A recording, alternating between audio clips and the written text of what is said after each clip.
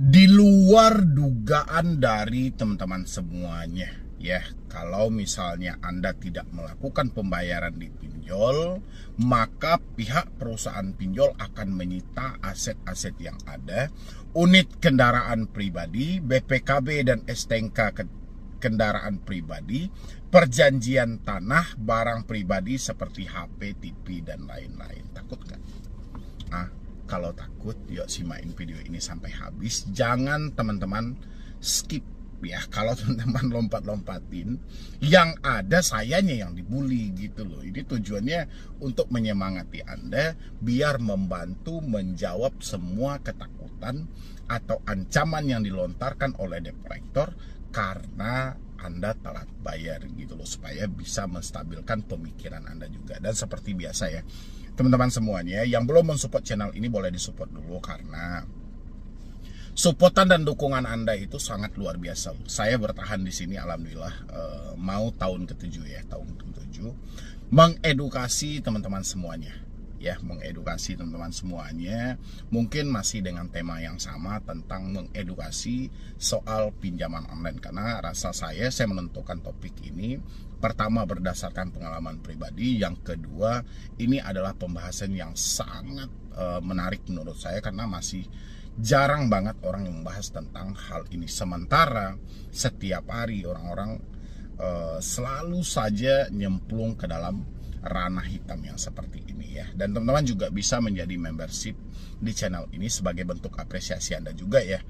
Nanti Anda bisa bergabung di grup WA, konsultasi langsung sama saya juga boleh, atau hanya sebatas mengapresiasi saja. Oke, yang mau kita bahas hari ini tentang galbay pinjol yang masih menjadi misteri di luar dugaan yang disampaikan oleh debt collector. Untuk teman-teman semuanya mungkin sudah tidak heran lagi dengan kata-kata pertama, proses jalur hukum, menjatuhkan kewan prestasi, membawa ke kantor polisi, akan memproses ke jalur pidana. Mungkin sudah nggak asing lagi ya dari diri teman-teman semuanya, tapi apa boleh buat gitu loh. Saya pun selalu berulang kali menyampaikan. Mungkin teman-teman selalu bertanya, kenapa debt collector melontarkan hal yang sama berulang-ulang kali? Ya, salah satunya pengancaman dengan kata wan prestasi, lalai dan segala macam, pemrosesan ke jalur hukum. Mungkin teman-teman selalu bertanya, kenapa hal ini selalu dipakai?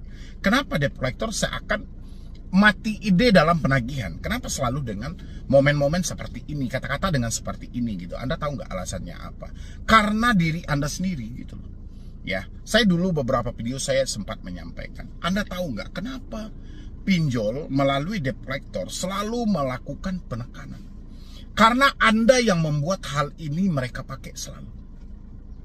Setiap kali diancam, Andanya ketakutan, terjadi gali lubang tutup lubang. Ya, dan Anda melakukan pembayaran. Setiap kali mereka menyampaikan akan memproses Anda ke jalur hukum, Anda mencari talangan dana dengan menggadaikan aset-aset yang ada. Terjadi pembayaran. Ya, jadi mereka beranggapan kata-kata yang mereka gunakan, cara-cara yang mereka pakai ini adalah cara yang sangat pamungkas. Ya, makanya ini dipakai terus-menerus karena banyak debt collector yang berhasil ketika menggunakan nada-nada yang seperti ini, kata-kata yang seperti ini. Makanya saya selalu himbau sama teman-teman semuanya, kalau sudah diancam tidak sesuai lagi dengan aturan yang berlaku, mohon jangan pernah Anda bayar aplikasi itu atas dasar apapun. Ya, jangan gitu loh. Jangan ditunggu dicaci maki dulu baru bayar, diancam dulu baru bayar, proses-proses hukum dulu baru kita bayar. Jangan gitu loh. Ya, kalau Anda bayar sebelum ada caci maki. Kalau sudah ada caci maki, hentikan pembayaran. Dengan begitu Anda memutus cara penagihan yang tidak sehat ini untuk kedepannya. Kalau tidak ada orang yang membayar setelah dicaci maki, debt collector akan merubah cara penagihan mereka. Tapi kalau masih ada orang yang melakukan pembayaran setelah mereka dicaci maki, hal-hal seperti ini tidak akan pernah hilang.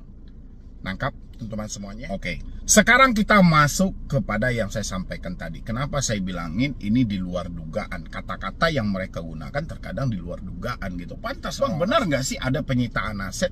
Benar nggak sih rumah saya akan diambil? Benar nggak sih tanah saya akan diambil? Benar nggak sih kendaraan saya akan diambil? Kan selalu itu pertanyaan yang muncul pada saya gitu. Ternyata bukan inisiatif dari pemikiran dia, tapi memang disumbang karena chat WhatsApp yang mereka terima. Berarti kan selama ini nggak salah saya menyampaikan sama Anda, tolong dong komunikasinya kalau memang Anda sudah tidak mampu bayar, komunikasi paling utama harus Anda putus, supaya menghentikan drama yang merugikan diri Anda gitu. Anda boleh lihat dulu sebelah saya di sini. Peringatan tegas, ya, judulnya peringatan tegas, nomornya 0857 1353 5831, oke? Sesuai hasil analisa dari aplikasi kami, bahwa batas waktu pinjaman Anda sudah memasuki kategori one prestasi, oke? Di poin awal dulu ya teman-teman semuanya. Sesuai hasil analisa dari aplikasi kami, hanya sebatas aplikasi kami. Tidak mereka sebutkan aplikasinya apa. Misalnya aplikasi kami A misalnya gitu. Aplikasi kami B misalnya gitu kan. Kan lebih jelas gitu. Ini enggak, dia hanya aplikasi kami. Berarti ini akan dipakai ke semua nasabah yang telat bayar. Mau pinjol A, mau pinjol B, mau pinjol apapun, ancaman seperti ini akan dipakai selalu. Karena dia tidak menunjukkan secara spesifik dari aplikasi mana dan hutang siapa. Ya. Batas waktu pinjaman Anda sudah memasuki kategori one prestasi. Lalai dalam melaksanakan kewajiban sebagaimana yang telah ditentukan dalam perjanjian dibuat saat pengajuan pinjaman. Maka dari itu sudah saatnya kasus pinjaman Anda akan kami lanjutkan ke level berikutnya. Siapkan dananya lunas di tempat surat kuasa penagihan, surat pendampingan RT atau RW, data diri nasabah, foto KTP, foto selfie, riwayat pinjaman.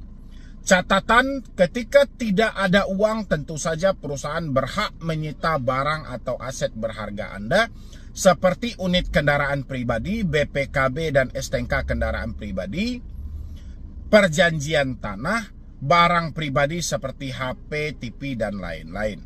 Harap respon pesan kami agar kami dibantu cicil. Memang luar biasa gitu loh, kata-kata yang mereka gunakan luar biasa. Tapi teman-teman ya, hal-hal seperti ini yang ada di layar Anda ini sudah cacat gitu loh. Setakut-takutnya Anda dalam membaca ini, lebih takut debt collector yang menagih. Pertama, tidak mereka sebutkan satu pun mereka perwakilan dari perusahaan mana untuk melakukan penagihan. Itu yang pertama.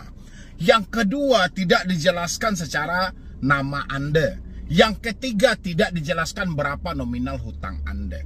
Ini menandakan mereka real hanya melakukan penekanan dan pengancaman. Sisanya Anda diminta untuk meraba-raba. Ya, sebenarnya mereka melakukan hal seperti ini, mereka sudah ketakutan. Mereka sudah kecemasan, mereka berada juga di bawah tekanan gitu loh. Ya. Tapi Andanya juga ketakutan. Jadi imbang gitu. Udah pesannya buta, tidak jelas dari mana.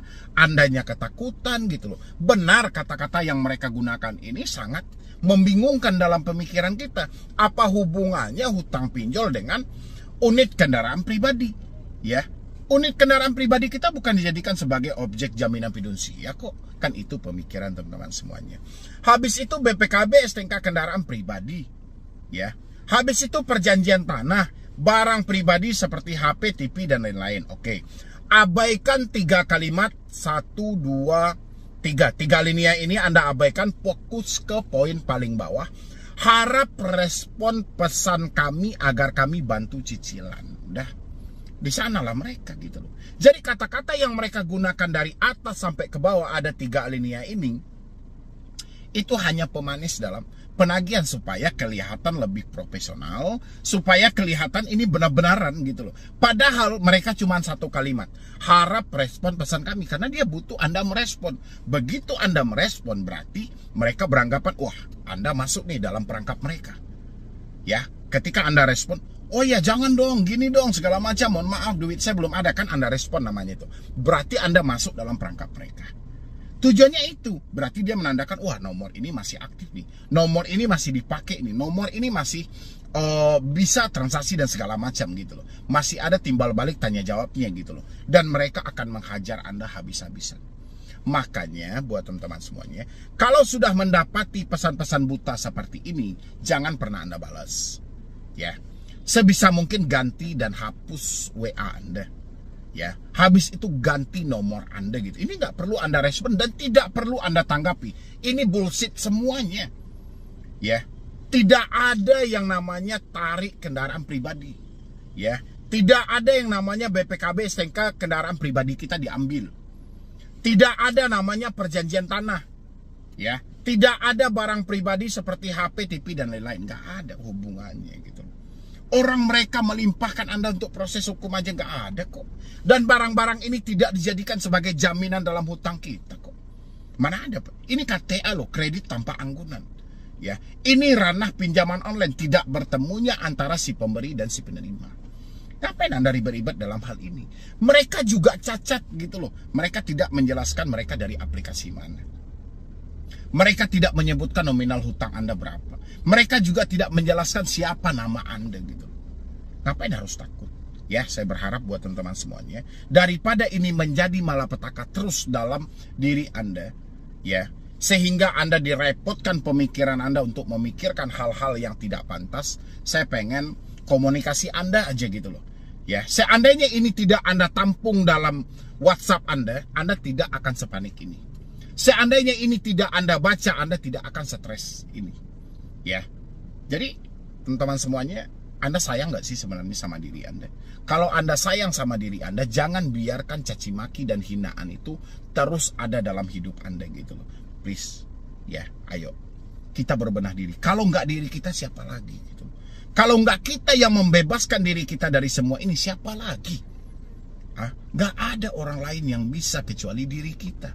Ayolah teman-teman semuanya, sama-sama kita melangkah buat ke depan, sama-sama memperbaiki lagi gitu.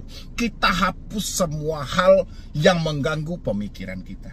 Mana itu yang mengganggu pemikiran kita? Ya, dimulai dari telepon, WhatsApp, email. Biar Anda bisa fokus bekerja. Anda fokus bekerja, fokus berusaha gitu. Anda lihat di berita-berita semuanya, ekonomi global sedang bermasalah. Ya, kita yang ada di dalam lingkungan nasional ini, ya kita juga ikut bermasalah walaupun kita hanya perputaran ekonomi lokal. Tapi dampaknya sangat terasa.